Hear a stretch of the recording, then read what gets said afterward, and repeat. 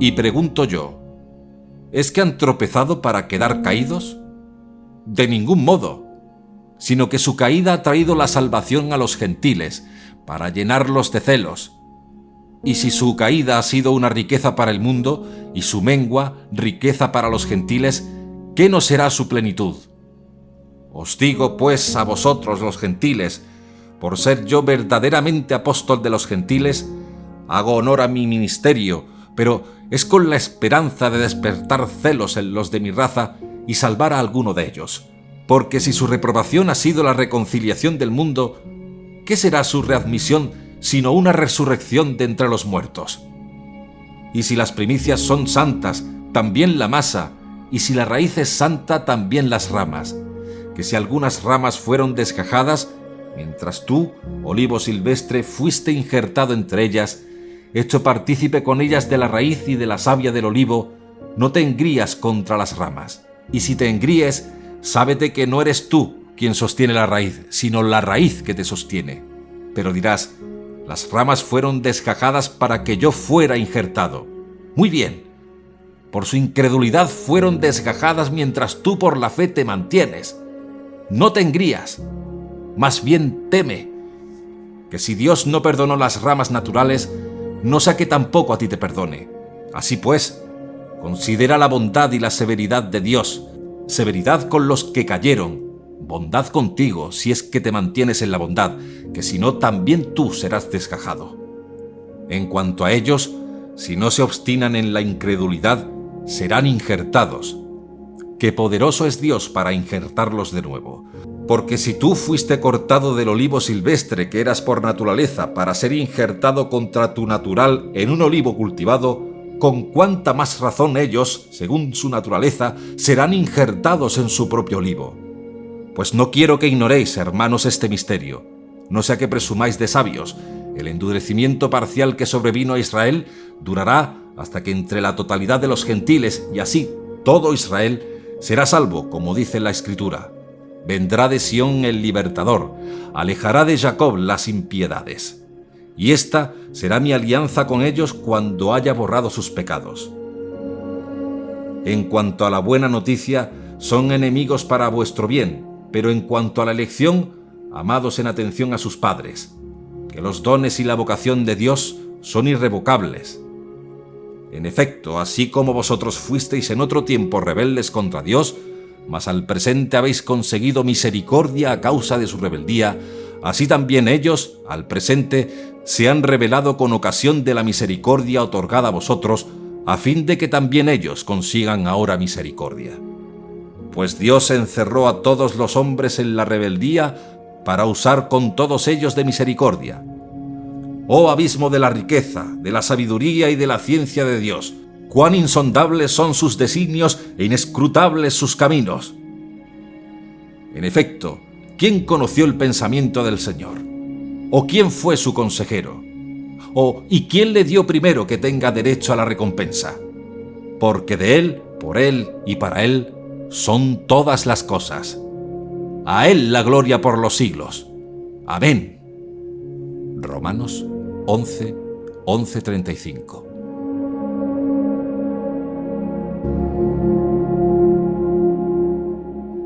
En cierto modo, podríamos decir en cuanto a la teología, que esta parte de la carta a los romanos resume parte de la serie anterior, la historia detrás del Mesías.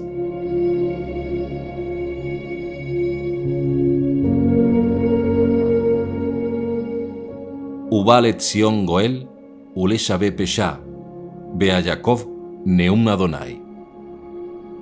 Vendrá a Sion un redentor para rescatar a aquellos de Jacob que se conviertan de su rebeldía, declara el Señor.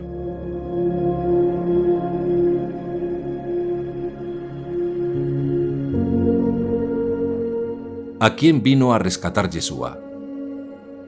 A los hijos de Israel. No a los justos, sino a los transgresores. Vino a por las ovejas perdidas de la casa de Israel. Judá no estaba perdida.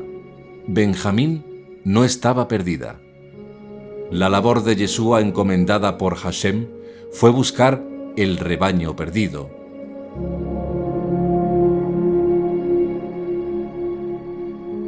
Por tanto, bajo la teología de los apóstoles, aunque su labor quedó inconclusa por un tiempo, el endurecimiento parcial, no total, parcial que le vino a Israel, es decir, a Benjamín y Judá, será hasta que entre la plenitud de los gentiles.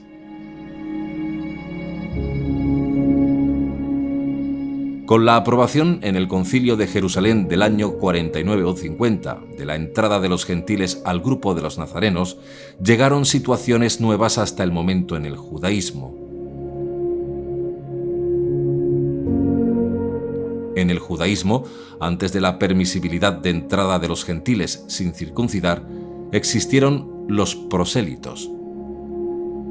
Los prosélitos, que eran expaganos gentiles convertidos al judaísmo, 100% judíos con la circuncisión en la carne, tenían que cumplir con todos los preceptos aplicables a cualquier judío natural. Cuando los primeros apóstoles permitieron la entrada al grupo judío de los nazarenos de gentiles sin circuncidar, las peleas no se hicieron esperar.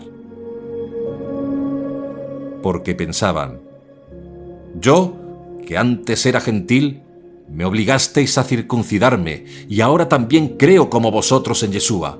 ¿Cómo ahora van a poder entrar estos sin circuncidar? Fue el hermano de Yeshua, que era el que tenía la autoridad del grupo nazareno, quien dilucidó a favor de la opinión de Pablo y Bernabé en cuanto a la entrada de los gentiles al grupo sin circuncidarse. Los apóstoles tomaron la decisión no en base a sus pensamientos o añoranzas, sino en base a la jurisprudencia bíblica de la Torá.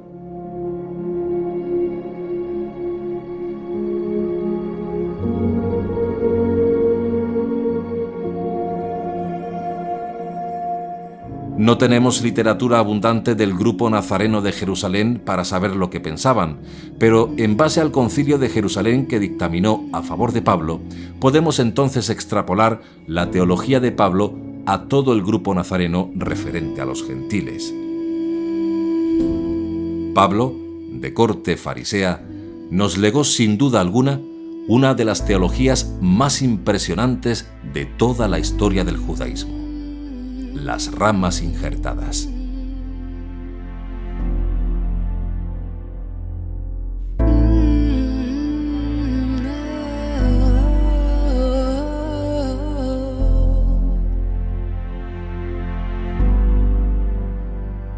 In the ways of the weak, the time's been bleak, I know. You're the fight, the cream, the strength in me, I know.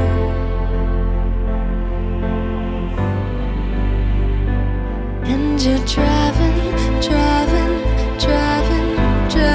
me crazy.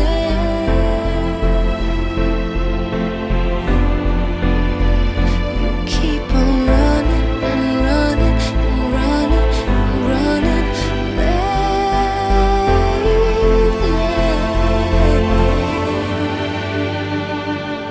Slow down, you go too fast now. I'm telling, slow down, I can't keep up, love.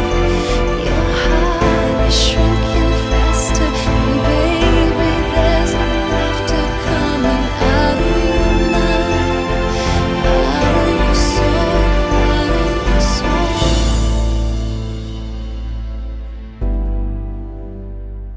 El judaísmo de Yeshua. Capítulo 6. El olivo silvestre y el olivo natural.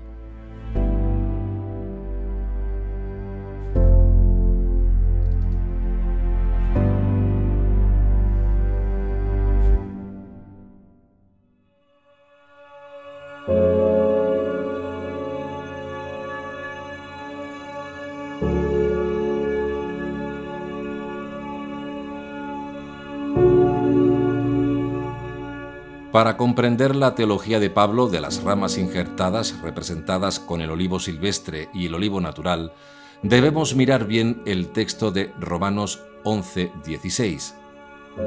Y si las primicias son santas, también la masa, y si la raíz es santa, también las ramas.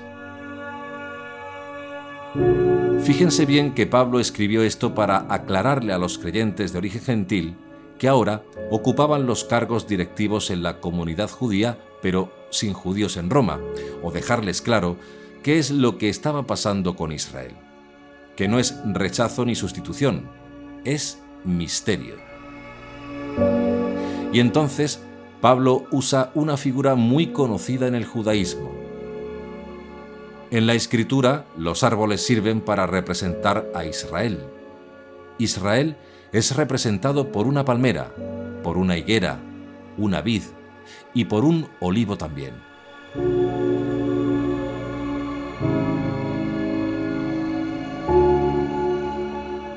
Así que Pablo nos explica este misterio que le fue revelado a él usando la figura de dos olivos. Todas estas figuras representativas eran bien conocidas en todas las comunidades judías fuera de Judea. Por tanto, cuando Pablo escribe a la comunidad de Roma, donde ya no había judíos, conocen toda esta terminología heredada de los judíos. Cuando Pablo dice, «Y si las primicias son santas, también la masa». ¿A qué se refiere? Vamos a explicar qué quiso decir Pablo con esa frase.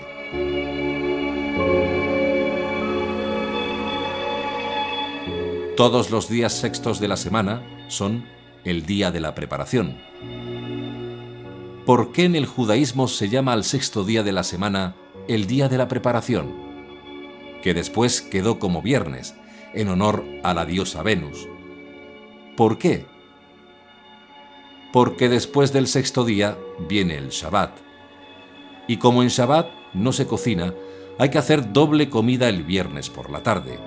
Y por eso, el sexto día de la semana caía doble maná.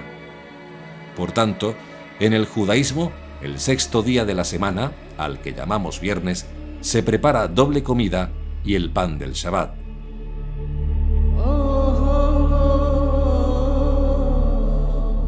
Ese pan del Shabbat es un pan especial. No es cualquier pan.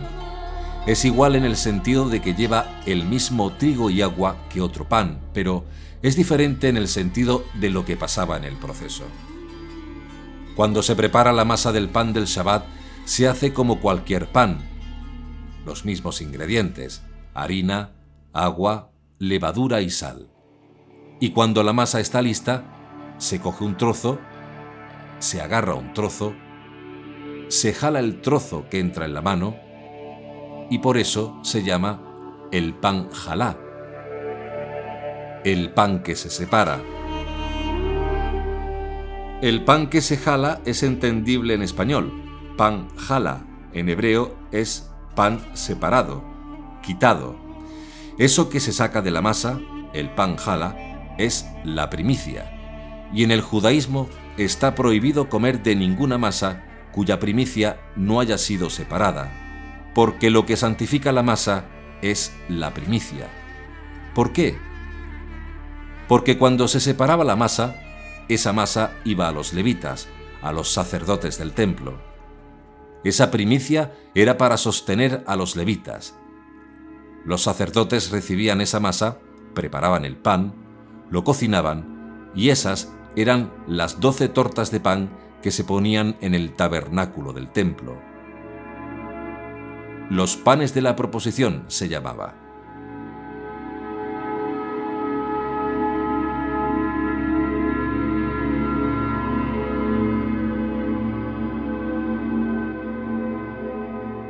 Cada día de Shabbat, los sacerdotes quitaban el pan viejo y ponían pan fresco.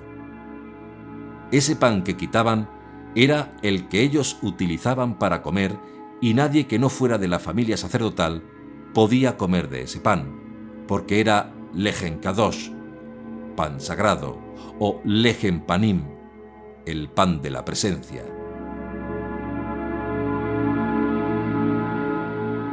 Por tanto, cuando se jalaba el pan y se le entregaba al levita, al sacerdote, Hashem santificaba el pan restante y ese sí se podía comer, porque ya estaba bendecido.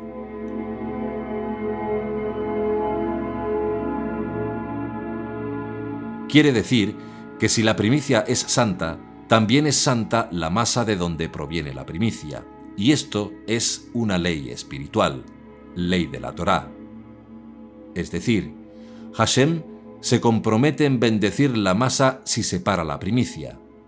En consecuencia, si no se separa, si no se jala la primicia, esa masa es inmunda. Hashem ni la mira. Pero en el momento que se separa la primicia, Hashem está mirando y Hashem sabe el volumen de la masa.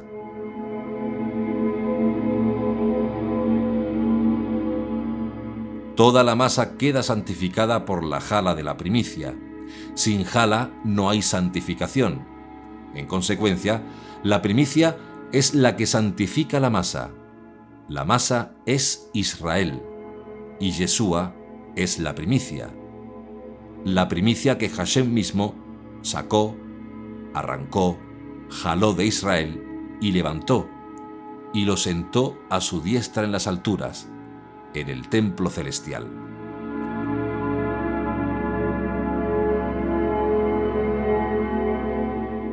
Y por eso, dice Pablo, el Mesías resucitó de entre los muertos como primicias de los que durmieron. Primera de Corintios 15:20.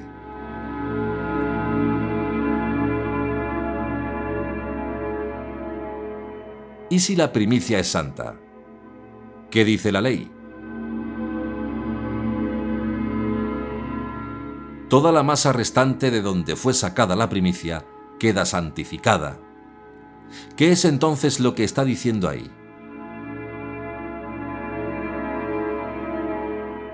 Así que por eso deben tener mucho cuidado de lo que se dice de Judá, de Israel, porque Judá, Israel, es masa santa.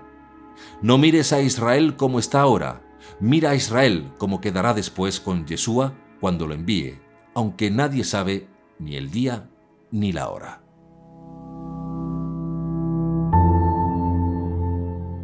Si la primicia es santa, también lo es la masa, y si la raíz es santa, también lo son las ramas. Romanos 11, 16, 17. Y si las primicias son santas, también la masa, y si la raíz es santa, también las ramas. Que si algunas ramas fueron quebradas, mientras tú, olivo silvestre, fuiste injertado entre ellas. Deben fijarse bien según qué traducción tengan, porque no es fuiste injertado en lugar de ellas. En griego la preposición es en, entre. Entonces, deben mirar bien este capítulo donde nos habla de la savia participante de un olivo natural, de un olivo silvestre, los gentiles, que está más claro en el verso 24, donde dice: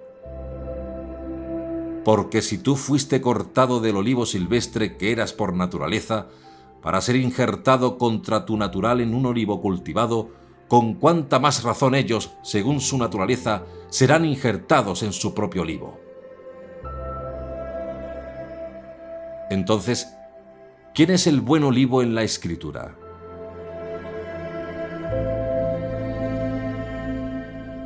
Israel. Israel es el buen olivo. Y Pablo no está diciendo nada nuevo ahí. No se está sacando nada nuevo de la manga. Está citando al profeta Jeremías.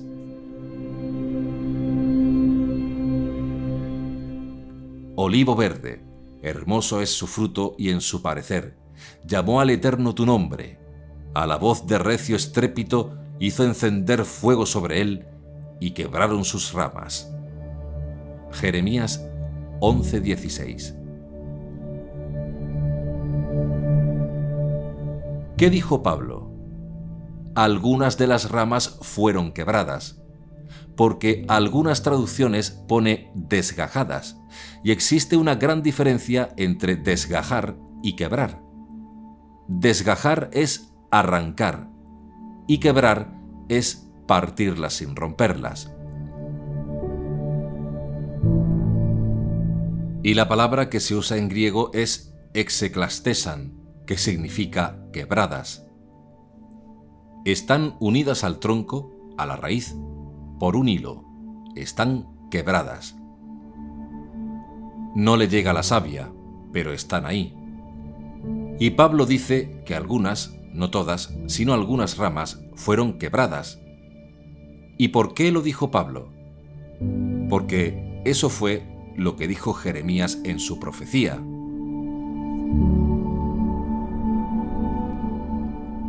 La pregunta ahora es, ¿quién son estas ramas? Estas ramas quebradas son la casa de Israel y la casa de Judá. Para aquellos que no estén muy versados en esto, recomendamos ver la serie de 4 capítulos El judaísmo de Jesucristo, porque no tendríamos tiempo ahora para explicar más de 3000 años de historia del pueblo judío. En sentido general, las ramas son las dos casas, la de Israel y la de Judá, Jerusalén y Samaria, la casa de David y la casa de Israel, la casa de Judá y la casa de Joseph, Efraín.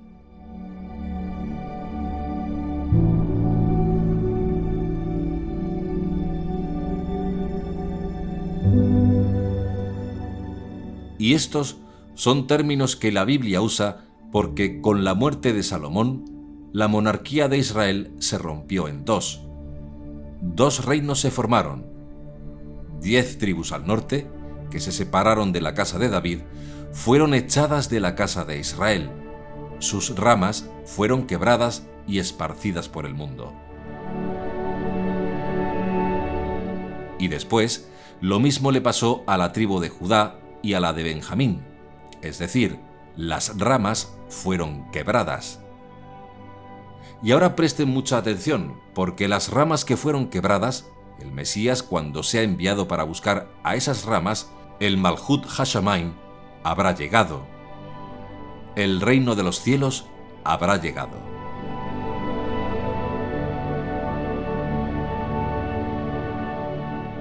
Si ven el capítulo 28 de Mateo, verán que se habla de la Gran Comisión, que para colmo, en ese texto, hubo interpolación porque no se pasaba por el agua, el bautismo, diciendo esa fórmula, y todo el mundo piensa que esa es la Gran Comisión para los gentiles. Pero eso no tiene nada que ver con los gentiles. La comisión de los gentiles vino con Pablo, y Pablo predicó a los gentiles 10 años después.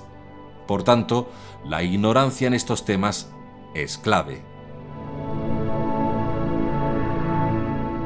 Porque como dijo el profeta Oseas 4:6, mi pueblo perece por falta de conocimiento, porque tú has rechazado el conocimiento, yo te rechazaré de mi sacerdocio, porque has olvidado la instrucción de tu Dios, también yo me olvidaré de tus hijos.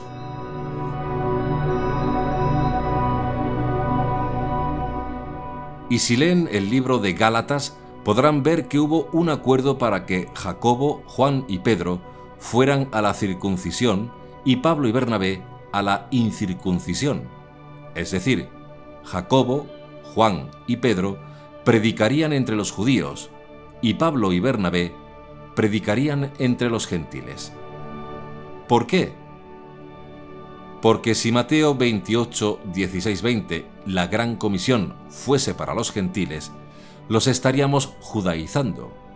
¿Por qué?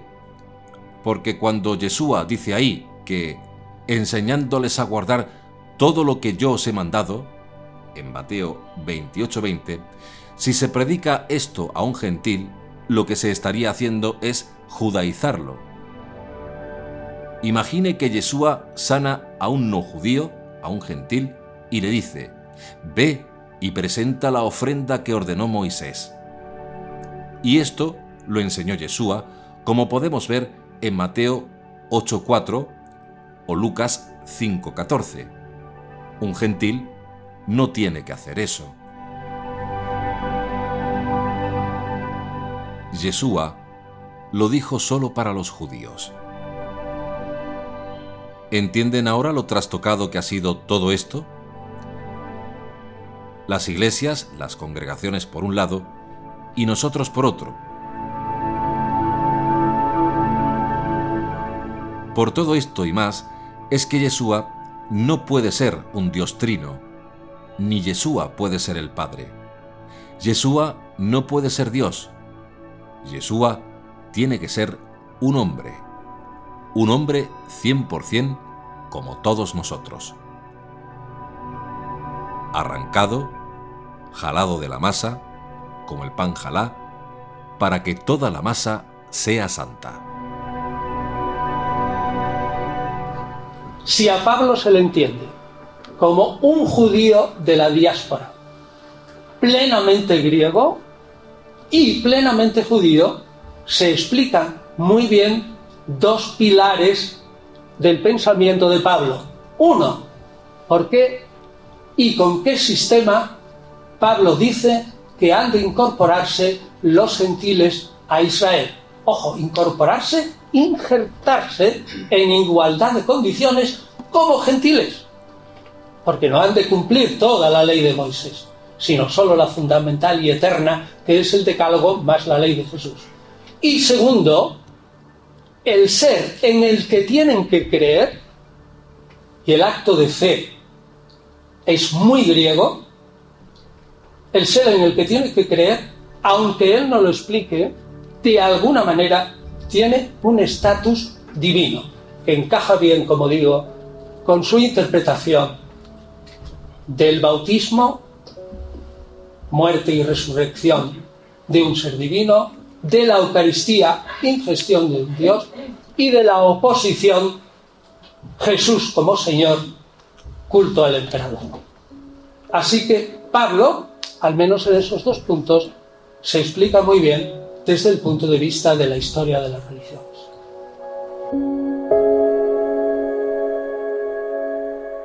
¿Cómo quedan los gentiles si no van a observar la Torá? Si no van a observar la Torá, hay un montón de gente que no sabe que tiene que observar para tener identidad. Por tanto, comienza la mesianización de la liturgia judía. La Pascua judía, la Pascua cristiana, el Pentecostés judío, el Pentecostés cristiano. ¿Qué quiere decir la mesianización? Como los judíos no me dejan observar la festividad judía ni los rituales judíos, yo tengo que de alguna manera seguir con esos rituales mesianizándolos. Entonces, lo que implica es que para yo mantenerme en la comunidad tengo que tener un esquema de sostén, de organización.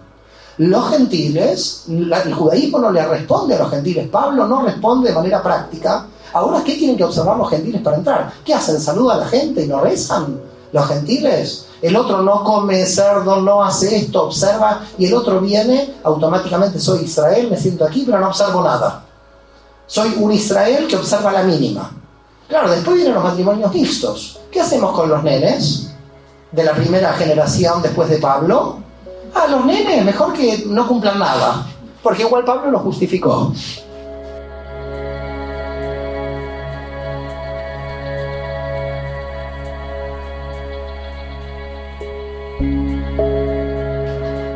Claro, entonces en la otra generación ya está ganando la posición de observar cada vez menos. Observamos menos porque si ya están igual dentro de Israel, ¿para qué voy a observar la máxima? Observo la mínima. Quiere decir que al incorporar a tantos gentiles por observancia de la mínima, los judíos que estaban ahí adentro empezaron también a observar la mínima. Se empezaron a asimilar a observar la mínima. Mire, este come cerdo, a ver cómo sabe el cerdo. Yo también me pongo, yo tampoco observo. Más allá de que todos los gentiles de la primera generación, todos no observaban, no comían las comidas impuras hasta el decreto de Eleuterio del 178. Quiere decir que hasta el siglo II, comidas puras e impuras, pese al exégesis, se seguía manteniendo la división. La Iglesia lo cambió en el siglo II. Ahora yo quiero hacer un comentario que me resulta muy interesante con respecto a algo fundamental. ¿Por qué el cristianismo beneficia al judaísmo, a un tipo de judaísmo en este punto? Porque el judaísmo fariseo pudo terminar de controlar todo el judaísmo. El cristianismo se chupó al judaísmo helenístico y lo hizo desaparecer. Por lo tanto, ya todos esos judaísmos múltiples entraban ahora como herejías dentro del cristianismo. Ahora que se arregla el cristianismo a tratar de controlar la cantidad de herejías que estaban dentro del judaísmo. Con el judaísmo fariseo haciendo monolítica al judaísmo, se estaba renunciando a Filón, se estaba renunciando a todo el gnosticismo judío, y el cristianismo le venía a resolver al judaísmo todos aquellos grupos intermedios de judaísmo liberal helenístico que podían afectar ahora la supervivencia judía después del templo. Tenemos que pensar que después del templo el judaísmo no sabía cómo iba a sobrevivir y qué tipo de judaísmo iba a haber.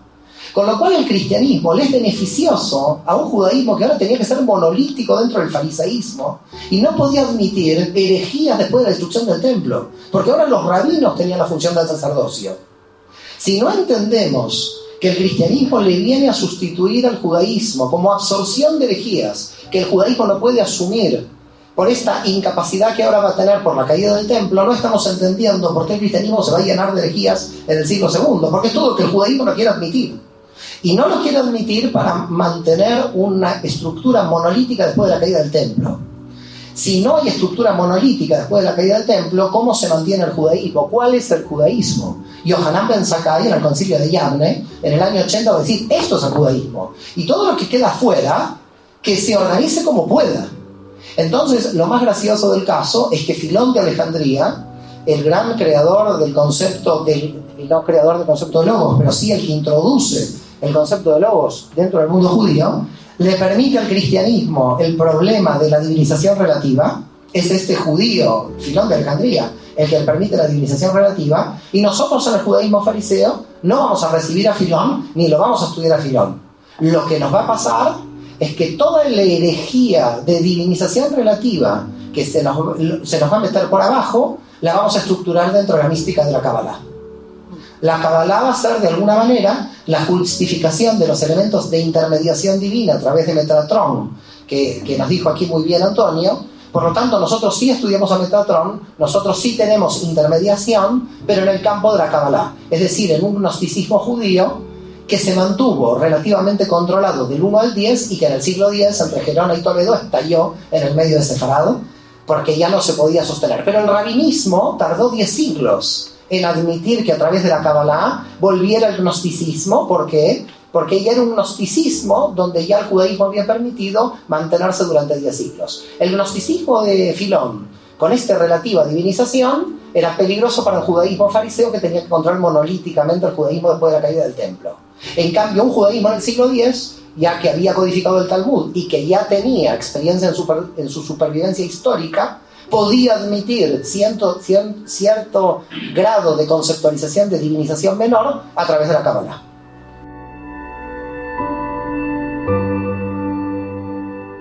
Y es que creo que Pablo dividía la ley en ley eterna y no temporal, y ley temporal y específica solo para los judíos.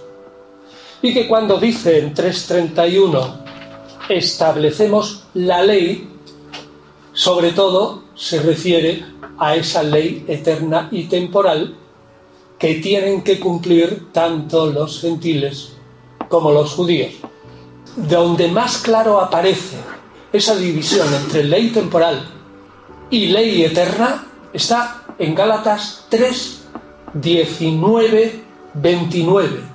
Es decir, ese famoso pasaje cuando dice que la ley es para nosotros, y unas veces está hablando nosotros, Pablo, como si fuera Pablo y los gentiles, y otras veces habla de él, Pablo, y los judíos. Para nosotros era un pedagogo hacia Cristo, y diferencia claramente en lo que había que cumplir antes de que llegara ese pedagogo y lo que después quizás no hubiera que cumplir. Es decir, yo pienso que a Pablo se le escapa en Gálatas que si alguien le presionase, podría decir, bueno, admitiría que un judío que cree en Cristo, que es judío cristiano, puede saltarse algo de esa ley específica, pero no puede saltarse nada de la ley temporal. Pero luego ese punto de vista en Romanos lo echa atrás claramente que el judío que cree en Cristo tiene que cumplir tanto la ley eterna como la ley específica. Y no hay, repito, ni un solo párrafo en Pablo que diga que un judío tiene que saltarse la ley. Ni uno.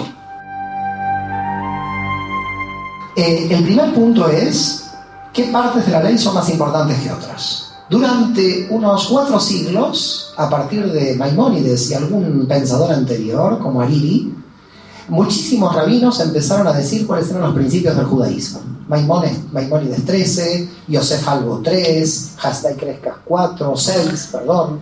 Unos decían que había principios fundamentales, otros principios secundarios. La cuestión es que todo el mundo debatió durante 4 siglos qué partes de la ley eran más importantes que otras. Esto es un debate que duró 4 siglos, 5 siglos, hasta que vino Abravanel, en el siglo XVI. Abravanel dice: terminemos con la discusión de qué ley es más importante que otra, porque entonces, si nosotros ponemos una ley superior a otra, partes de la Torá son inferiores a la ley. Por lo tanto, ¿qué dice Abravanel? Y con esto terminó la historia. Cada letra de la Torá tiene una importancia en el mismo nivel. Ni hay leyes temporales, ni hay leyes eternas, ni hay leyes, principios generales, ni los principios de Maimónides, ni los principios de nadie. Es decir, cada letra es importante. ¿Quedó claro? Es decir, Abravanel dice: terminemos la discusión porque hace 6 siglos no sabemos cuál es la ley importante y cuál es la ley accesoria, más allá que es un debate de abstracción intelectual increíble dentro del mundo judío. El segundo punto es que todas las interpretaciones de exégesis rabínicas dentro del judaísmo dicen que cuando venga la era mesiánica, sea el Mesías que sea, no me quiero meter en el tema mesiánico porque es un enredo, cuando llegue la era mesiánica, la Torá va a funcionar en otro nivel. Es lo que se llama la Torá de Atzilut, y lo estudiamos en Cábala de manera muy profunda, pero eso es para estudiar mística hebrea.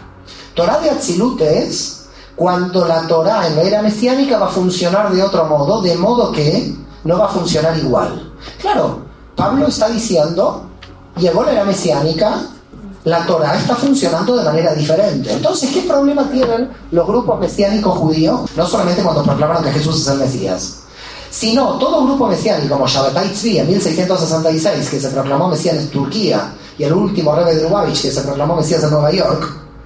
Cada uno dijo: ahora la Torá funciona en otro nivel. Cuando uno dice la Torá funciona diferente, entonces quiere decir que hay observancias que funcionan diferente al funcionamiento normal. Entonces, ¿qué hacemos con la Torá? Con lo cual, cada cisma mesiánico, no solo el cristianismo, ha planteado dentro del mundo judío el problema de qué es la Torá de Atzilut. ¿Cómo funcionará la Torá en la era mesiánica? Porque la Torá va a estar inscrita en el corazón según Jeremías 31:31. Si la Torá va a estar inscrita en el corazón, ya no vamos a estar leyendo la Torá literal, porque vamos a tomar la Torá espiritual dentro. Quiere decir que la Torá literal funciona mientras no llegue el Mesías, pero si llegó el Mesías, cambió el funcionamiento de la Torá. Pablo está haciendo alusión a la Torá de Atzilut, pero cuando él dice que los judíos tenemos que seguir cumpliendo con la Torá, él está pensando en que tiene que volver Jesús para que la Torá de Atzilut se ponga en movimiento. Si no entendemos la parusía tampoco, no entendemos qué está pasando con el cumplimiento de la ley. Pablo no sabe qué hacer, por eso oscila. Pablo y Juan recogen una cierta atmósfera, que no cabe la menor duda, que es de un proto-gnosticismo, si se quiere llamar así, pero que en el fondo es un platonismo vulgarizado muy espiritual, y que entre los judíos interpretan sobre todo el Génesis a la luz del Timeo. Lo que hace Pablo es proporcionar una serie de elementos que, del mismo modo, insiste tanto en el Espíritu que más tarde se va a crear la Trinidad. Pablo habla de Dios Padre, de Hijo, de la acción del Espíritu, de tal modo que muchos textos parecen pretrinitarios. Del mismo modo digo que tanto la figura de Pablo como uno de sus discípulos, Juan el Evangelista, contienen elementos suficientes que debían de estar en la atmósfera. Pero líbreme a mí el cielo de decir que Pablo era estrictamente gnóstico, no puedo decirlo. O sea, proporciona los materiales, y Juan también, pero él todavía no ha construido ningún edificio estrictamente gnóstico, en todo caso el cuarto evangelio.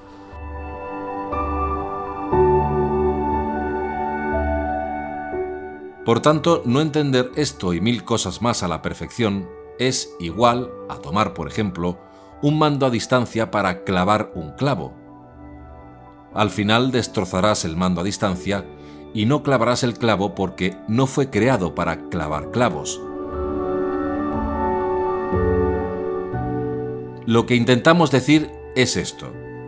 Cada vez que usted usa algo que no fue creado para esa función, es una función diferente.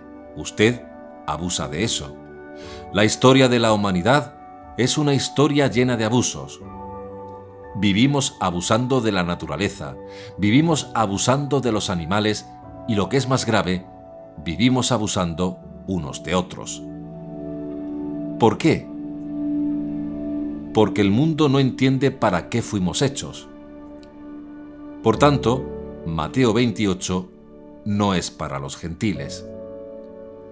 Es una orden para judíos para ir a buscar a las ovejas de Israel perdidas entre los gentiles de toda la tierra. ¿Por qué? Porque entre toda la tierra fueron dispersos. Y por eso, Yeshua dijo: no he sido enviado más que a las ovejas perdidas de la casa de Israel. Mateo 15:24.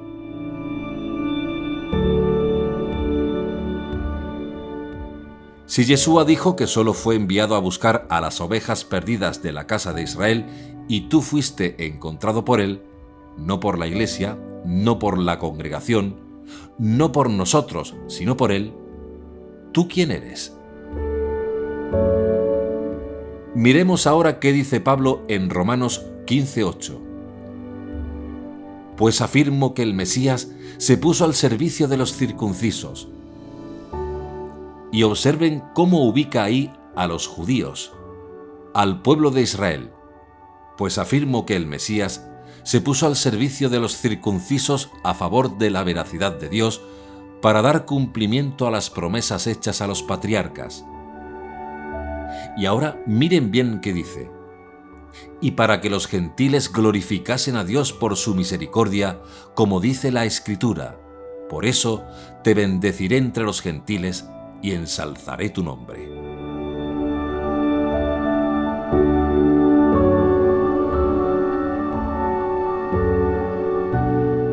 El Mesías sufriente no se reveló para sentarse en el trono de David. Vino primero para otra cosa.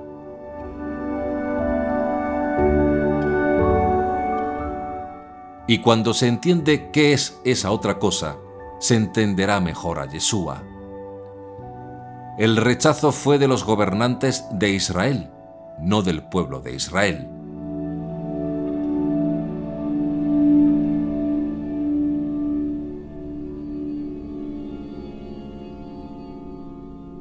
Entonces, ¿por qué pasó eso? Pablo dijo que no significaba la exclusión de los judíos, la exclusión de Israel. No significa la eliminación de Israel como pueblo del pacto. El rechazo de Yeshua por los gobernantes judíos de Judá significan un acto de la gracia de Hashem, que endureció en parte a Israel para dar oportunidad a que las buenas noticias, el Evangelio, llegara al mundo.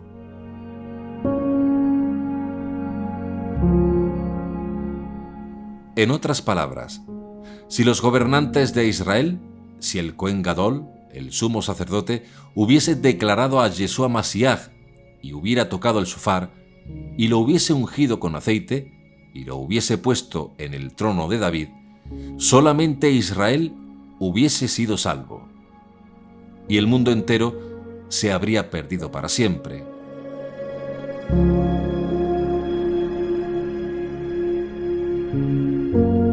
Pero de tal manera amó Dios al mundo, que endureció en parte a Israel para crear un compás de tiempo, a fin de que el Evangelio, la promesa de la que hablamos también, pudiera alcanzar a los no judíos.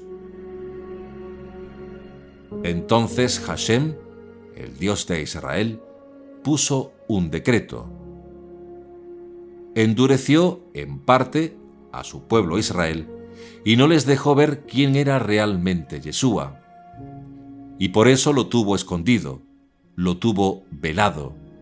para dar posibilidad de entrada a los gentiles. En otras palabras, Hashem permitió el quebranto de las ramas para dar oportunidad a que los gentiles pudieran entrar. Pero eso no va a ser para siempre. Eso tiene un tiempo. Y cuando ese tiempo concluya, Baruch Hashem, preste atención, va a ser al revés. Todos los judíos reconociendo que Yeshua es el Mesías y los gentiles no.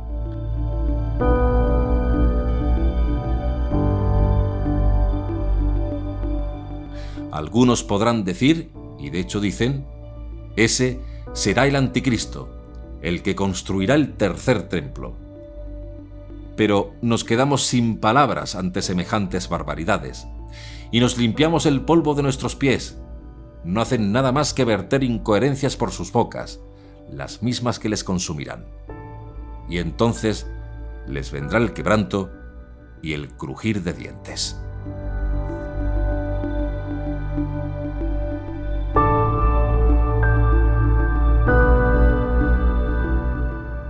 Yeshua, el mismo que nació en el siglo I, vendrá cuando Hashem lo envíe de nuevo, esta vez con todo poder y gloria a la tierra de Israel, y no a Roma. Y fíjense bien si es así, que en el último libro del Nuevo Testamento dice: los hombres ni con esa última plaga se arrepintieron. Y el que tenga oídos, oiga.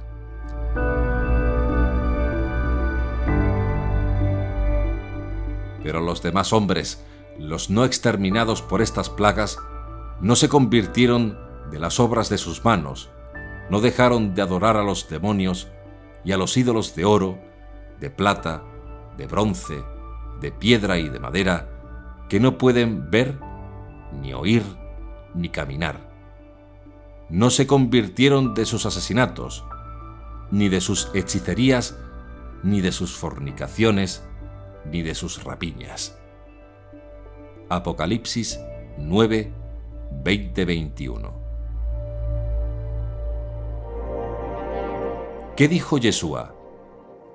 Y caerán a filo de espada, y serán llevados cautivos a todas las naciones, y Jerusalén será pisoteada por los gentiles hasta que se cumpla el tiempo de los gentiles. Lucas 21-24. Jerusalén será pisoteada, será controlada, será dominada hasta que se cumpla el tiempo de los gentiles.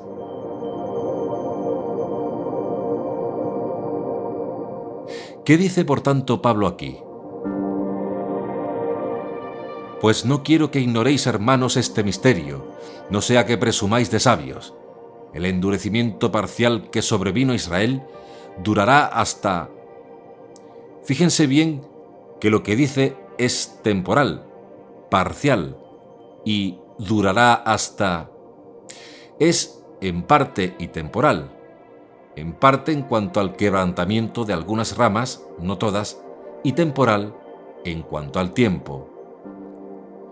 El endurecimiento parcial que sobrevino a Israel durará hasta que entre la totalidad de los gentiles, y así todo Israel será salvo, como dice la Escritura.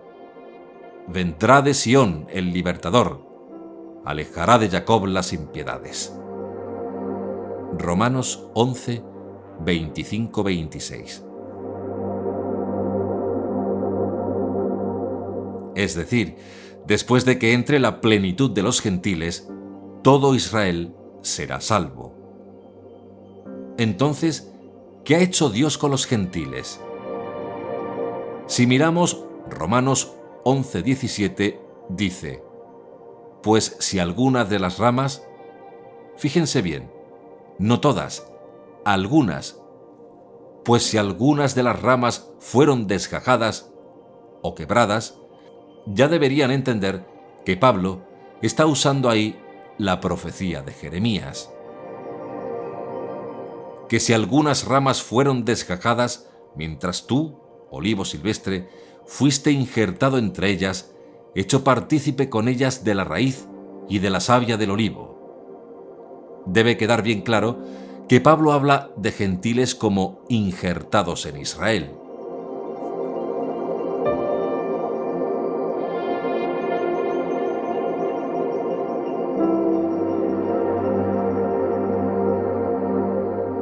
¿Cuál es la situación del buen olivo? Para ver la situación del buen olivo, debemos mirar Romanos 3, 1-2. ¿Cuál es, pues, la ventaja del judío? ¿Por qué Pablo hace esa pregunta? Porque ya en Roma se estaba diciendo que no había ninguna ventaja por ser judío, y por eso Pablo saltó en contra de esa falsa teología que nació en Roma.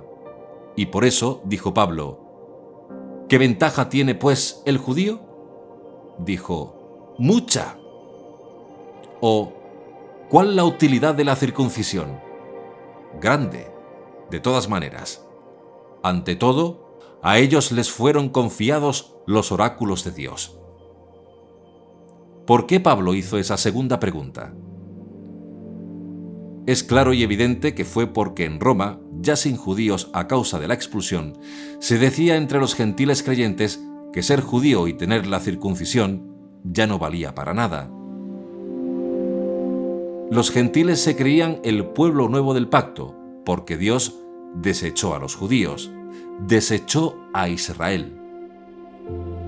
Y Pablo, al enterarse de eso, entra en celos y niega toda esa falsa teología. Pablo dijo que lo que tenemos ahí es un misterio, y por eso se pregunta: ¿qué ventaja tiene, pues, el judío? Mucha. ¿Cuál es la utilidad de la circuncisión? Grande, de todas maneras. Ante todo, a ellos les fueron confiados los oráculos de Dios. A ellos les fue confiada la Torá, la palabra de Dios.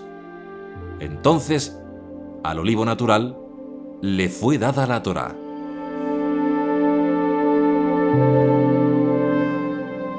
En otras palabras, al olivo silvestre le fue dado el libro de los muertos egipcio, culto nórdico a los Vanir, de donde viene el chamarismo, la mitología griega. Eso es lo que estaba en el olivo silvestre, la instrucción que tenían en el olivo silvestre. Pero en el olivo natural le fue dada la Torá, le fue dada la instrucción, le fue dada la Biblia. Pablo, en Romanos 9:3, dice: pues desearía ser yo mismo anatema, separado de Mesías, por mis hermanos, los de mi raza según la carne, los israelitas, de los cuales es la adopción filial, la gloria, las alianzas, la legislación, el culto, las promesas y los patriarcas, de los cuales también procede Mesías según la carne, el cual está por encima de todas las cosas. Dios bendito por los siglos. Amén. Porque desearía ser yo mismo anatema de Cristo por mis hermanos, deudos míos por la carne, los israelitas. Es decir, preferiría ser expulsado de la idea del cristianismo con tal de no perder el amor de Israel. Esto para mí ya es muy fuerte, porque ya está negociando su propia creencia. El gran luchador de la posición y el campeón del cristianismo, diciendo hasta cedería por amor de Israel en este punto que es básico. En Israel está la adopción, ahí está la gloria, ahí está el pacto, ahí está la promulgación de la ley, ahí está el culto y ahí están las promesas, ahí están los patriarcas y ahí está el Mashiach.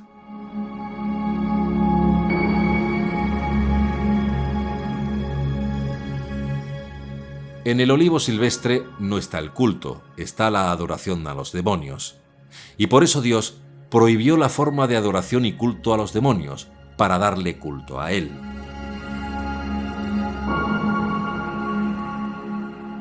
No procederás así con Adonai tu Dios, porque todo lo que es una abominación para Adonai, lo que detesta, lo hacen ellos en honor de sus dioses. Llegan incluso a quemar al fuego a sus hijos e hijas en honor de sus dioses.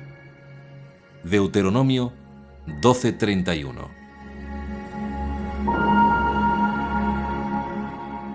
Es decir, a Israel, a ese pueblo, Dios le dio la Torá, la instrucción, el culto, cómo adorar a Hashem. No hay que inventar nada nuevo para llegar a Hashem, solo profundizar en la Torá. En Efesios 2, a partir del verso 11, Pablo dice: Así que recordad cómo en otro tiempo vosotros los gentiles, según la carne, llamados incircuncisos, por la que se llama circuncisión, por una operación practicada en la carne, estabais a la sazón lejos del Mesías. Pablo dice: estabais. ¿Dónde? En el olivo silvestre estabais lejos del Mesías. En el olivo silvestre estabais excluidos de la ciudadanía de Israel y extraños a las alianzas de la promesa, sin esperanza y sin Dios en el mundo. En el olivo silvestre se está excluido de ser ciudadano de Israel, sin alianza ni promesas, sin ninguna esperanza y sin Dios. ¿Cuál es, por tanto, la raíz del olivo natural? Mashiach. La raíz de Isaí. La raíz de un árbol es igual que la piedra angular de un edificio, los cimientos. Y por eso Pablo dijo: pues nadie puede poner otro cimiento que el ya puesto, Yeshua HaMashiach, y si uno construye sobre este cimiento con oro, plata, piedras preciosas, madera, heno, paja, la obra de cada cual quedará al descubierto. La manifestará el día, que ha de revelarse por el fuego, y la calidad de la obra de cada cual la probará el fuego. Aquel cuya obra, construida sobre el cimiento, resista, recibirá la recompensa, mas aquel cuya obra quede abrasada sufrirá el daño. Él, no obstante, quedará salvo, pero como quien pasa a través del fuego. Primera de Corintios 3, 11, 15.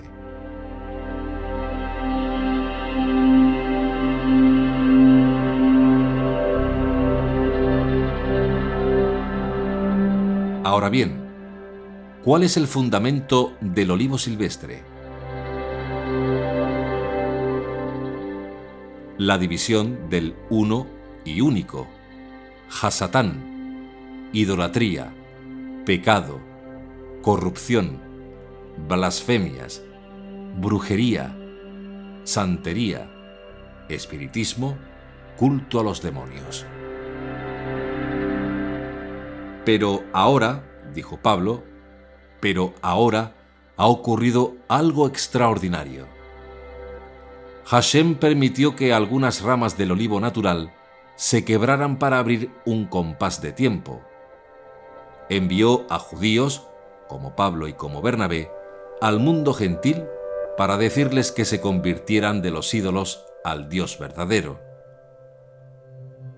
Y la palabra comenzó a salir desde Israel al mundo, y así se cumplió la profecía de Isaías o de Miqueas: porque de Sión saldrá la Torá, y de Jerusalén la palabra de Adonai. Isaías 2:3, Miqueas 4:2.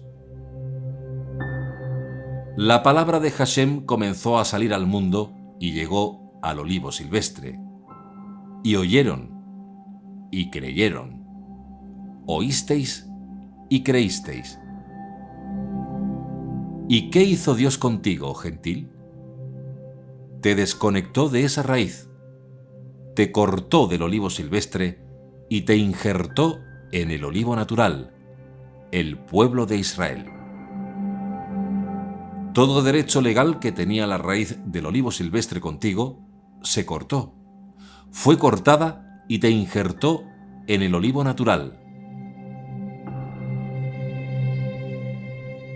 Antes, Satanás tenía derecho legal sobre ti, Antes no tenías esperanza, antes no tenías la ciudadanía, antes la muerte tenía derecho legal sobre ti, pero un día te llegó la palabra verdadera, la Torá, creíste en Yeshua como Mashiach y te cortó para llevarte legalmente a la savia natural.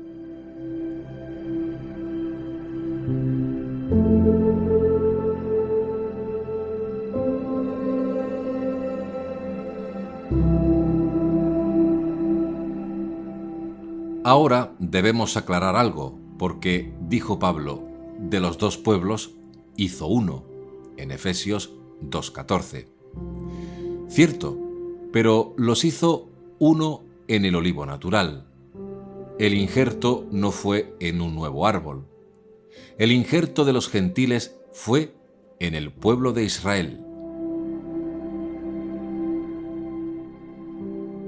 No es judíos siendo injertados en el olivo silvestre.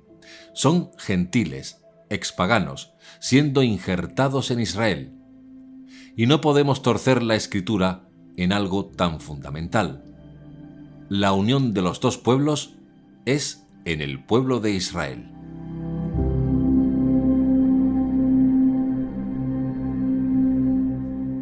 ¿Y cómo pudo ocurrir esto?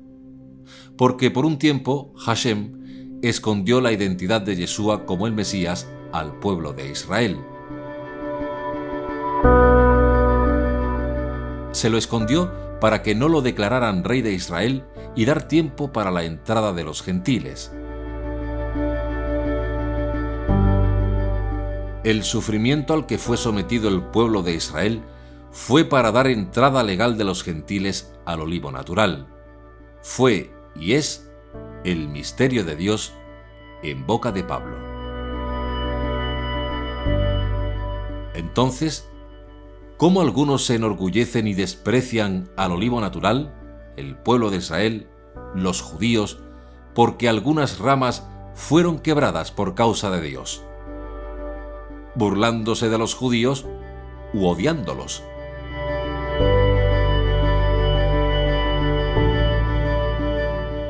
Por otra parte, si los judíos abandonan su incredulidad, serán injertados de nuevo, pues Dios tiene poder para volver a injertarlos. Porque si tú, que por naturaleza eras un olivo silvestre, fuiste cortado e injertado contra lo natural en el olivo bueno, ¿cuánto más los judíos, que son ramas naturales del olivo bueno, serán injertados nuevamente en su propio olivo? Romanos 11, 23-24.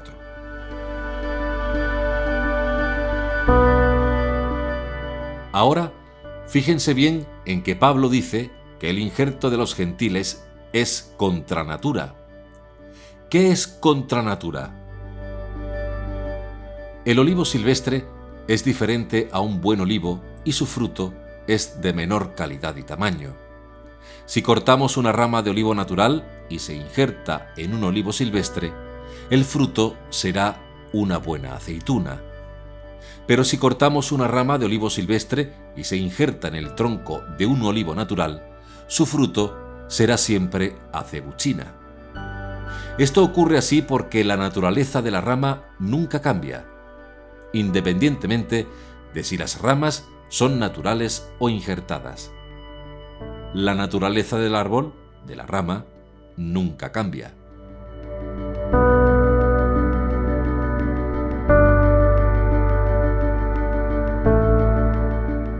¿Qué sentido tiene que cojamos una rama de olivo silvestre, que donde quiera que la injertemos nos va a seguir dando acebuchina, porque esa es su naturaleza, y nunca va a dar buenas aceitunas? Para eso, mejor la dejamos en el olivo silvestre.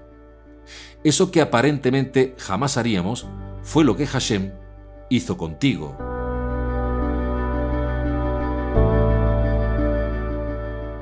¿Qué es, por tanto, contra natura?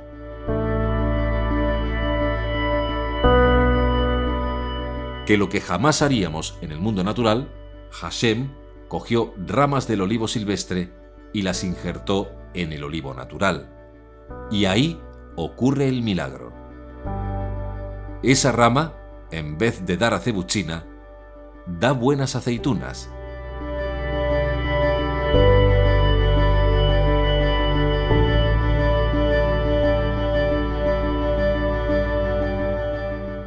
Entonces, ¿cómo podemos explicar que una rama de olivo silvestre injertado en un olivo natural dé buenas aceitunas?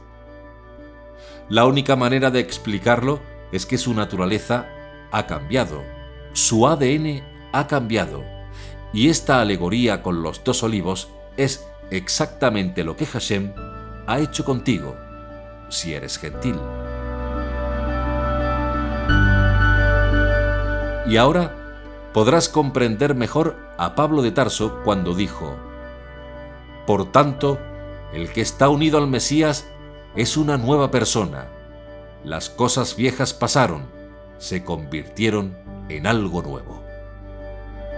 Segunda de Corintios 5:17. Nueva persona es, nueva criatura es. Las cosas viejas pasaron, y aquí todas son hechas nuevas. Por tanto, cuando tú estabas en el olivo silvestre, eras un gentil, eras un extranjero, eras un idólatra. Pero después de tu conversión, por fe, por los méritos de Mashiach, ocurría eso. Cosa que no ocurría con los prosélitos, aquellos que se convertían al judaísmo, o con los justos, gentiles que abandonaban el paganismo y creían en el Dios de Israel. Estos tampoco experimentaron esto. ¿Por qué? Porque faltaba algo en la fórmula. Y lo que faltaba era los méritos del Mashiach, la sangre del Mashiach, el espíritu del Mashiach.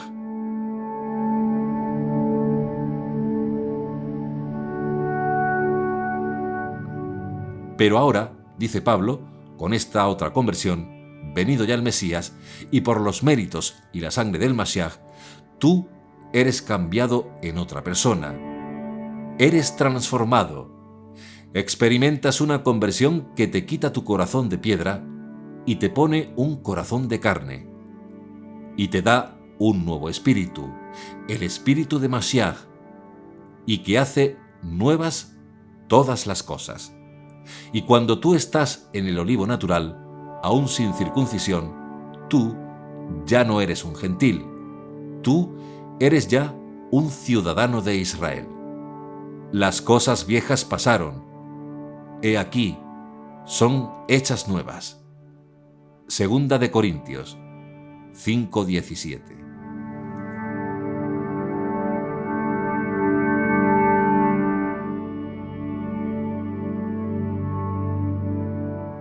¿Cuál es el mensaje de Pablo a los gentiles?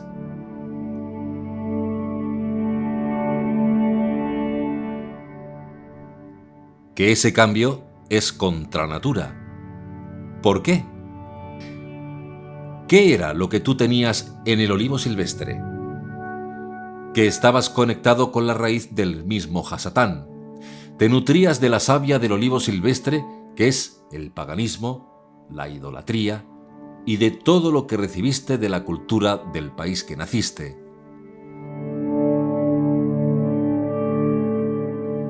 Adoradores de ídolos de piedra o de madera, que tienen boca y no hablan, tienen ojos y no ven, tienen oídos y no oyen, tienen nariz y no huelen, tienen manos y no palpan, tienen pies y no caminan, ni un solo susurro en su garganta. Salmos 115, 5-7. Pero el Dios del olivo natural tiene oídos y oye, tiene ojos y ve, tiene brazos y hace, tiene boca y dice. Y por eso Pablo dijo: así pues, ya no sois extraños ni forasteros, sino conciudadanos de los santos y familiares de Dios, edificados sobre el cimiento de los apóstoles y profetas, siendo la piedra angular el Mesías mismo, en quien toda edificación bien trabada se eleva hasta formar un templo santo en el Señor, en quien también vosotros estáis siendo juntamente edificados hasta ser morada de Dios en el Espíritu. Efesios 2, 19-22.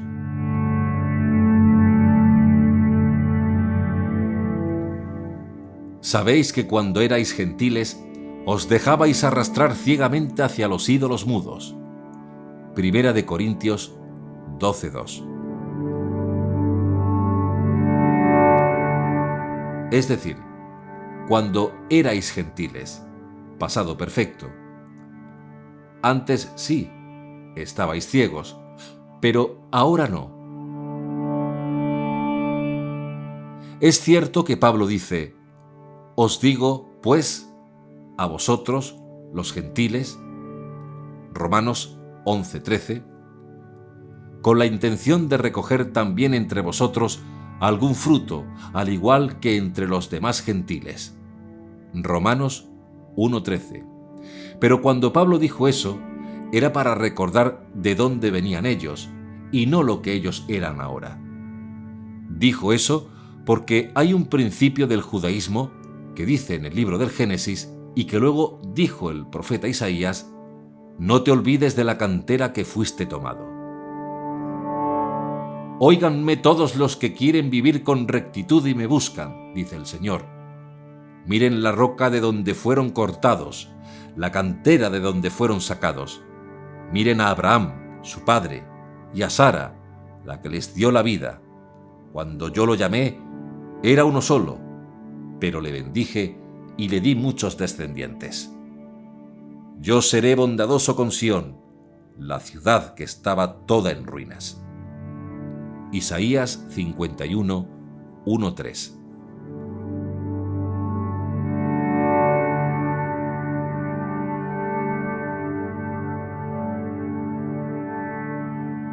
La frase cuando Pablo dice estrictamente: nosotros somos la circuncisión. Escoge una palabra. Nosotros somos la circuncisión. Y en Filipenses 3:5 habla de una manera indirecta de la circuncisión espiritual. Es evidente que ese nosotros engloba a todos los gentiles convertidos en Cristo. Luego es evidente que Pablo está hablando metafóricamente.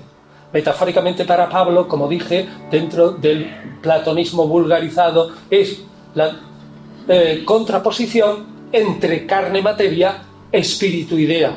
Entonces, si la circuncisión es fundamentalmente carnal, y se ve en Gálatas, sobre todo al final, capítulo 5 y en 6, cuando dice: ojalá se castren, se la corten esos que me están fastidiando, se está hablando de una cosa puramente carnal, lo contrapone con la circuncisión espiritual, e insiste tantísimo en la fe. El proceso, fíjense, Dios justifica al impío. Esto es Pablo. Dios justifica al impío. ¿Cómo diablos va a justificar a Abraham por su fidelidad? Abraham lo único que hace en ese momento no es ninguna fidelidad, sino es asentir y decir: esto que me están diciendo es verdad. Bueno, pues yendo a la circuncisión, cuando Pablo se imagina cómo se convierte en un pagano, el proceso es el siguiente. Primero, kerigma, proclamación. Inmediatamente el gentil dice: ah, esto es así. Asentimiento. Acepto. Esto es verdad. Tercero, invasión del espíritu. Es decir, en ese momento cae el espíritu. Y ese es uno de los argumentos por qué en la iglesia de Jerusalén no pueden negar. Y según Lucas le añaden los preceptos noáquicos para que entren de una manera formal, no pueden negar que hay la acción de Dios, porque en el siglo I, si cae el espíritu y se demuestra que ese, digamos, trance estático, profético, es proveniente de Dios, no hay más remedio que decir amén. Cae el espíritu. Y solo después que ha caído el espíritu, viene el bautismo, que en todo el cristianismo primitivo, aparte de baptismos, que es físico, inmersión. ¿Cómo se denomina el bautismo? Lo denomina el cristianismo primitivo como esfragismos, es decir, sello, confirmación, sello. El bautismo lo único que hace es confirmar que se ha recibido previamente el Espíritu, y el Espíritu se recibe por un asentimiento intelectual. E inmediatamente que recibes el bautismo, el Espíritu se da plenamente, porque antes se ha dado incoactivamente. Y en ese momento ya puedes participar de inmediato en la Eucaristía y fundirte con la divinidad. Por tanto, la circuncisión espiritual solo puede darse en el segundo momento, es decir, en el momento en que tú asientes al querigma, a la proclamación, y dices: Dios es único, tiene un hijo, ese hijo es Jesús, y Jesús es el Señor. Y yo acepto su nombre. Jesús es el Señor. Y esa es la primera aceptación.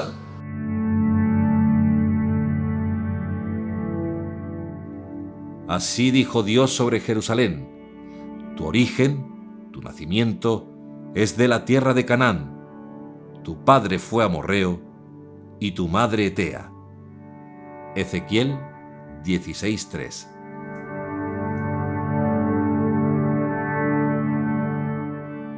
Es decir, el mensaje para todos es: no te olvides de dónde Hashem te sacó. No porque signifique que tú eres eso, sino para que le des gloria y vivas agradecido. No en arrogancia espiritual, sino en gratitud a Hashem porque ha tenido misericordia de ti y de todos nosotros.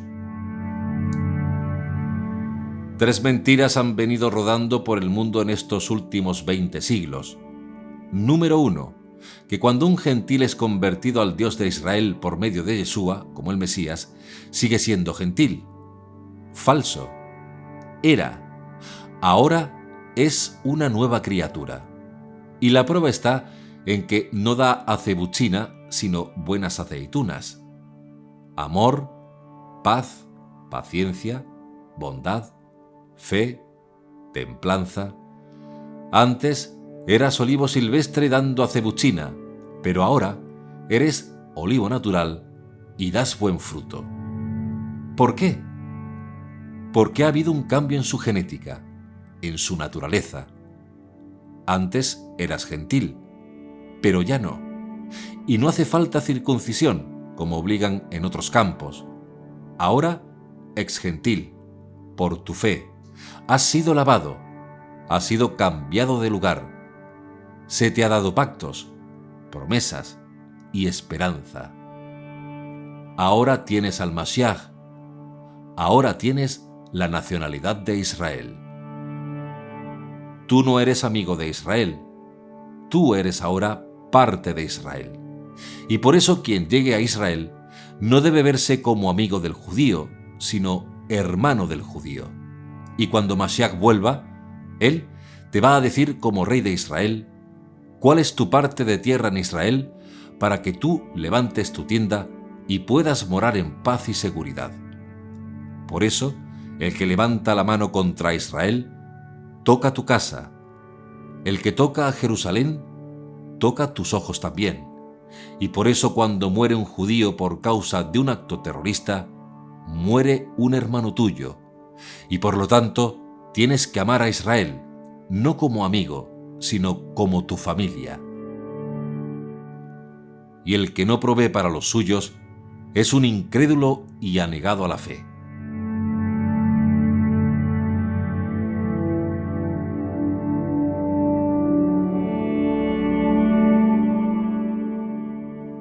Por eso, tú eres hijo de Israel.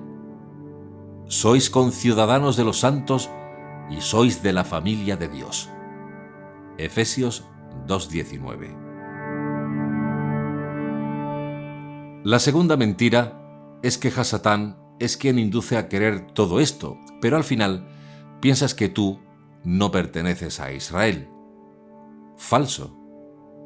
Y por eso dijo Yeshua: aprendan esta enseñanza de la higuera. Cuando sus ramas se ponen tiernas y brotan sus hojas, se dan cuenta ustedes de que ya el verano está cerca. De la misma manera, cuando vean todo esto, sepan que el Hijo del Hombre ya está a la puerta. Mateo 24, 32-33.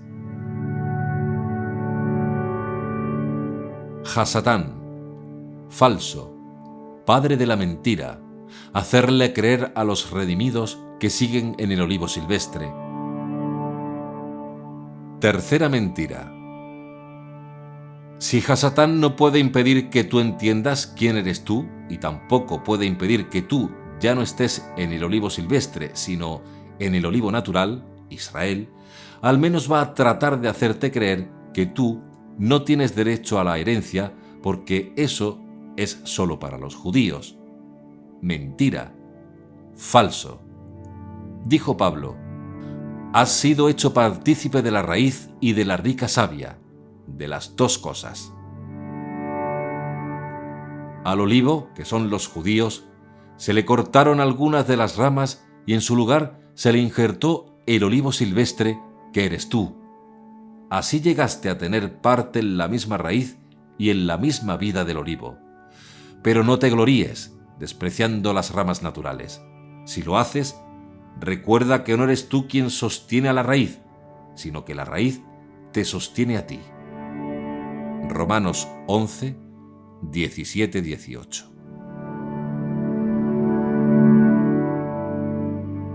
Y en Efesios capítulo 1, a partir del verso 16, Pablo dijo a los creyentes de origen gentil: no dejo de dar gracias a Dios por ustedes, recordándolos en mis oraciones. Pido al Dios de nuestro Señor Jesucristo, al glorioso Padre, que les conceda el don espiritual de la sabiduría y se manifieste a ustedes para que puedan conocerlo verdaderamente. Pido que Dios les ilumine la mente para que sepan cuál es la esperanza a la que han sido llamados, cuán gloriosa y rica es la herencia que Dios da al pueblo santo y cuán grande y sin límites es su poder, el cual actúa en nosotros los creyentes. Este poder es el mismo que Dios mostró con tanta fuerza y potencia cuando resucitó al Mesías y lo hizo sentar a su derecha en el cielo, poniéndolo por encima de todo poder, autoridad, dominio y señorío, y por encima de todo lo que existe, tanto en este tiempo como en el venidero. Sometió todas las cosas bajo los pies del Mesías, y al Mesías mismo lo dio a la asamblea como cabeza de todo, pues la asamblea es el cuerpo del Mesías, de quien ella recibe su plenitud, y aquel Mesías es quien lleva todas las cosas a su plenitud. Efesios 1, 16-23. Y un poco más adelante, en el capítulo 3, verso 4 al 7, dice: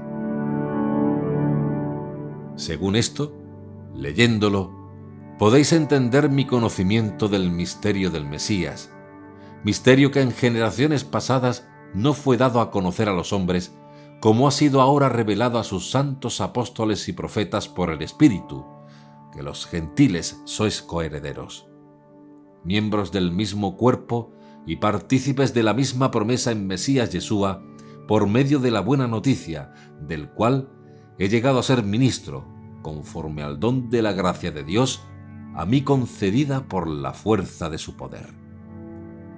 Efesios 3, 4, 7.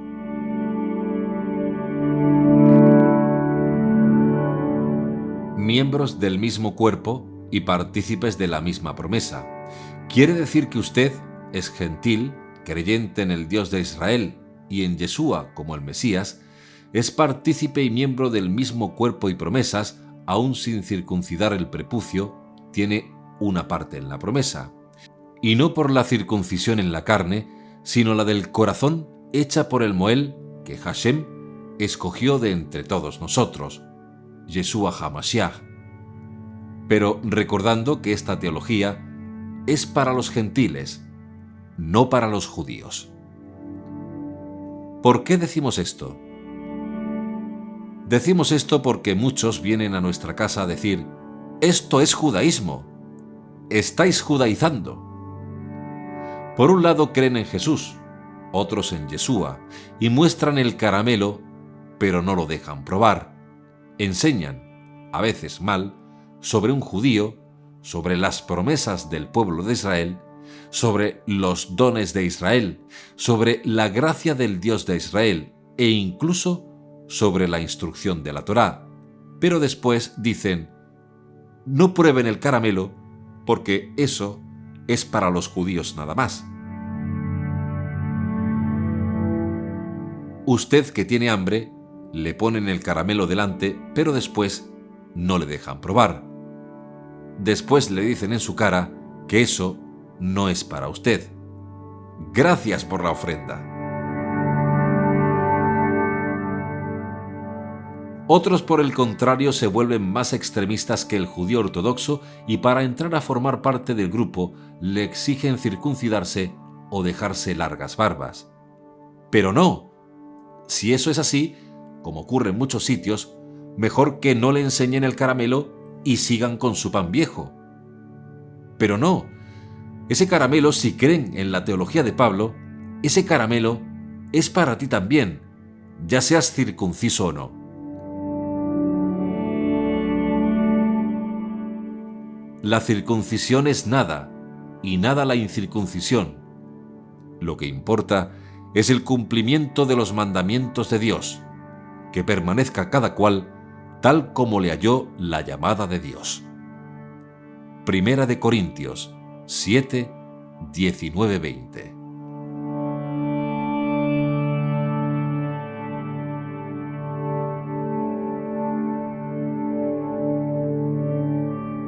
Si fuiste llamado siendo un gentil pagano, ahora eres un expagano gentil. Quédese así, no se haga judío por la circuncisión en la carne. Si fuiste llamado siendo un judío, quédese con su circuncisión y siga siendo un judío. Hay una porción que es tuya y que le pertenece. No le quites su porción al judío, porque si no, ahí entrarás en serios problemas. El judío tiene su porción, pero tú, ex gentil pagano, también tienes tu porción de las promesas, ahora por la fe, que es la que te sostiene como un no judío. El judío se sostiene por el pacto, representado en la circuncisión, y por la fe de sus padres. Todos tenemos una parte en Israel. El que recoge más, no tiene más, y el que recoge menos, no tiene menos, y esto se debe de entender bien. Estas tres mentiras se tienen que echar abajo haciendo tikún.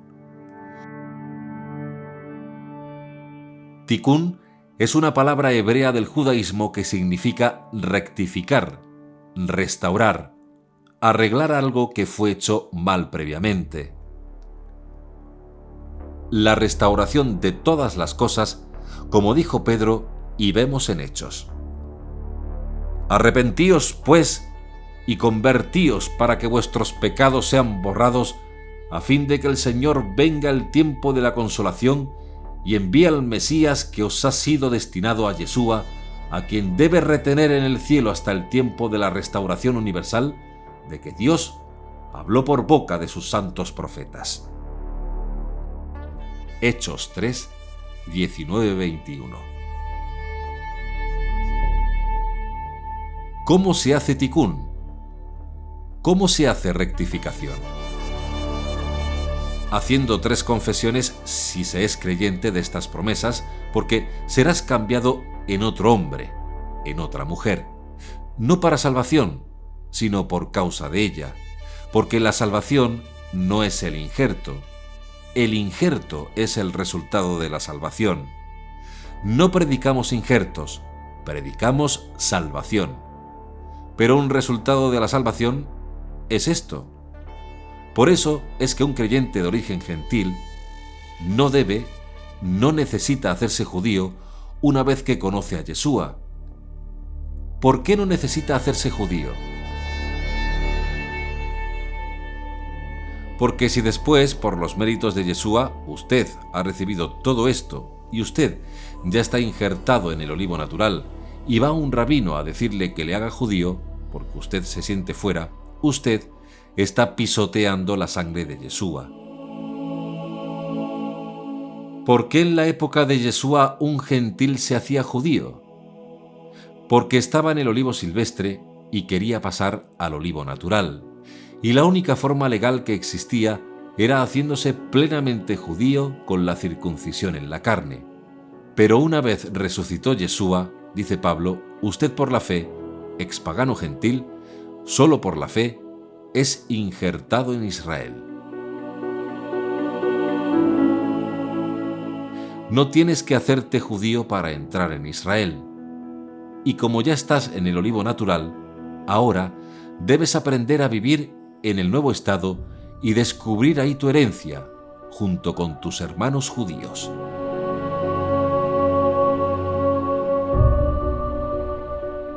¿Cuáles son las 3 confesiones que al creer en ellas es como una firma del alma? Porque deben conocer que una vez que se firma algo, usted se lo puede llevar a casa, porque es suyo. Cuando se firma un contrato, un pacto con Hashem, usted está obligado ahora a vivir atado a ese pacto, a ese contrato. Y nadie lo puede hacer por ti, ni tu más íntimo allegado, ni tú puedes hacerlo por nadie, y mucho menos imponerlo a nadie.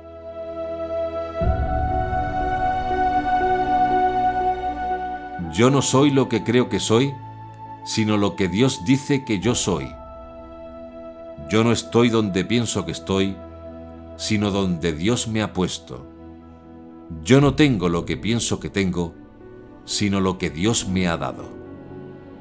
Y por eso Pablo dijo, pero por la gracia de Dios soy lo que soy, y su gracia para conmigo no resultó vana, antes bien he trabajado mucho más que todos ellos, aunque no yo, sino la gracia de Dios en mí.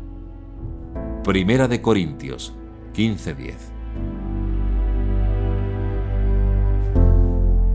Una vez incorporado al pueblo de Israel, el gentil es copartícipe de las promesas y miembros del cuerpo. Por tanto, que nadie os critique por cuestiones de comida o bebida, o a propósito de fiestas, de novilunios o sábados. Todo esto es sombra de lo venidero, pero la realidad es el cuerpo del Mesías. Colonenses 2, 16-17.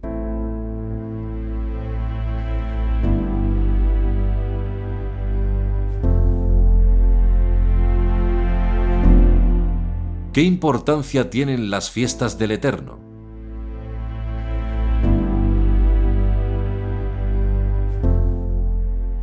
¿Qué quiso decir Pablo de Tarso?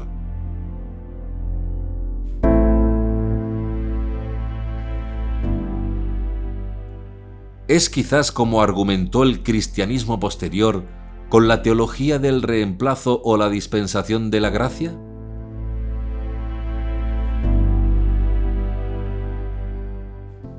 ¿Qué está diciendo Pablo ahí?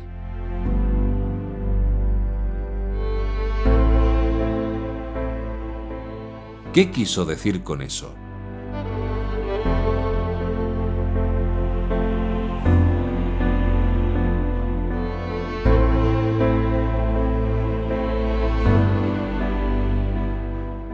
¿Qué relación e importancia tienen las fiestas bíblicas con el Mesías?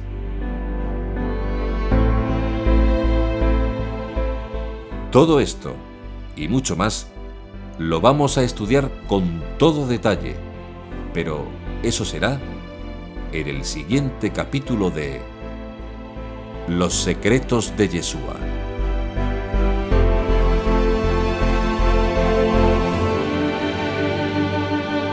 Slow down, you go too fast now. I'm telling slow down, I can't keep up now.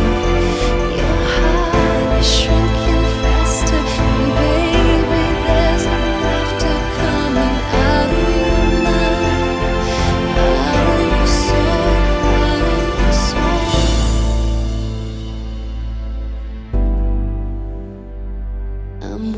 wasted.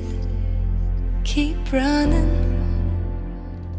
impatient, sweet lover.